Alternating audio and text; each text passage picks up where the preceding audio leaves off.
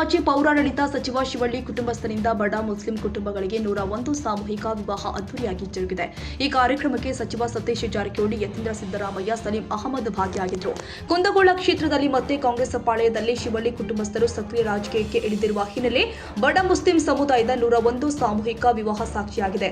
ಕಳೆದ 3 ವರ್ಷಗಳಿಂದ ಕಾಂಗ್ರೆಸ್ ಪಕ್ಷದಲ್ಲಿ ಸರಿಯಾದ ಸರತಿ ಇಲ್ಲದೆ ಕಾಂಗ್ರೆಸ್ ಪಕ್ಷದ ಸೋಲು ಅನುಭವಿಸಿದೆ. ನಂತರ ಕಾಂಗ್ರೆಸ್ ಪಕ್ಷದ 20ಕ್ಕೂ ಹೆಚ್ಚು ನಾಯಕರು ಕಾಂಗ್ರೆಸ್ ಸಾರಥಿಯಾಗಲು ಹರಸಾಹಸ ಪಡ್ತಾ ಇರುವ ಸಮಯದಲ್ಲಿ ಕುಂದಗೋಳ ಮತಕ್ಷೇತ್ರದ ಸಹೋದರನ ಗಟ್ಟಿಯಾದ ಸಂಘಟನೆಗೆ ಪುಷ್ಟಿಯಾಗುವಂತೆ ಸಹೋದರ ಸನ್ಮುಖ ಶಿವಳ್ಳಿ ಈ ವರ್ಷದ 101 ಬಡ ಮುಸ್ಲಿಂ ಯುವಕ ಯುವತಿಯರಿಗೆ ಸಾಮೂಹಿಕ ವಿವಾಹ ಮಾಡಿ ಕಾಂಗ್ರೆಸ್ ಪಕ್ಷದ ರಾಜಕೀಯ ನಾಯಕರ ಹಾವು ಏಣಿ ಆಟಕ್ಕೆ ಚಾಲನೆ ನೀಡಿದ್ರ ಎಂದು ಕಾಂಗ್ರೆಸ್ ಪಾಳ್ಯದಲ್ಲಿ ಕೇಳಿ ಬರ್ತಾ ಇದೆ. ಸಾಮೂಹಿಕ ವಿವಾಹಕ್ಕೆ ಬರಬೇಕಾದ ಮುಖ್ಯಮಂತ್ರಿ ಸಿದ್ದರಾಮಯ್ಯ, ಸಂತೋಷ್ ಲಾಡ್, ಜಮೀರ್ ಅಹಮದ್ ಸೇರಿ ಹಲವು ನಾಯಕರ ಆಹ್ವಾನ ಕೂಡ ಇದ್ರೂ ರಾಜಕೀಯ ಬಣ ಬಡಿದಾಟದಲ್ಲಿ ಬೇರೆ ಬೇರೆ ಕಾರಣಗಳನ್ನ ಕೊಟ್ಟು ಕೆಲ ನಾಯಕರು ಜ್ಞಾನ ನಡಿ ಪ್ರದರ್ಶಿಸಿದ್ದರ ಎಂಬ ಪ್ರಶ್ನೆ ಕಾಡ್ತಾ ಇದೆ. ಇನ್ನೊಂದು ಕಡೆ ರಾಜಕೀಯ ಸಕ್ರಿಯ ಕಾಂಗ್ರೆಸ್ ಪಕ್ಷದ ಕಾರ್ಯಕರ್ತರು ಕೂಡ ಈ ಶುಭ ಸಮಾರಂಭದಲ್ಲಿ ಕಾಣೆಯಾಗಿರಬಹುದು.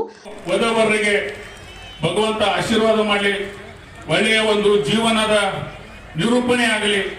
ಏನು ನವ ಜೋಡಿ ಅದವು, ನವ ಜೋಡಿ ಜೀವನದೊಳಗ ಜನ್ಮದ ಜೋಡಿಯಾಗಿ ಬಾಳಿ ಭಗವಂತ ಮುಂದಿನ ದಿನಮಾನದಲ್ಲಿ ಹೆಚ್ಚು ಆಶೀರ್ವಾದ ಮಾಡಲಿ ಅನ್ನುವಂಥ ಮಾತನ್ನು ಕೂಡ ಹೇಳಿ, ಸಮಸ್ತ ಕುಂದಗೋಳ ತಾಲೂಕಿನ ಎಲ್ಲ ಮುಸ್ಲಿಂ ಸಮಾಜದ ಹಿರಿಯರಿಗೆ, ಕಮಿಟಿಯ ಗೌರವಾನ್ವಿತ ಅಧ್ಯಕ್ಷರಿಗೆ, ಸಮಾಜದ ಅಂಜುಮನ್ ಅಧ್ಯಕ್ಷರಿಗೆ, ಎಲ್ಲ ಜಮಾತಿನ ಅಧ್ಯಕ್ಷರುಗಳಿಗೂ ಕೂಡ ನನ್ನ ವೈಯಕ್ತಿಕ ಧನ್ಯವಾದಗಳನ್ನ. ಇನ್ನೊಂದು ನಮ್ಗೆ ಏನಾದ್ರ, ನಾವು ಈಗ ನಮ್ಮ ಸೌಕಾರ ಬಂದಾರ, ಈ ಭಾಗದ ಪ್ರಭಾವಿ ಮುಖಂಡರು, ಮುಂದಿನ ಭವಿಷ್ಯದ ನಾಯಕರು, ನಮ್ಮ ತಾಲೂಕಿಗೆ ಸ್ವಲ್ಪ ಕೆಲಸಗಳು. ಮುಂಬರುವ ದಿನದಲ್ಲಿ ಕುಂದಗೋಳ ಕಾಂಗ್ರೆಸ್ ಪಕ್ಷದ ರಾಜಕೀಯ ತಿರುವು ಹೇಗಿರುತ್ತೆ ಎಂಬುದನ್ನು ಕಾದು ನೋಡಬೇಕಾಗಿದೆ.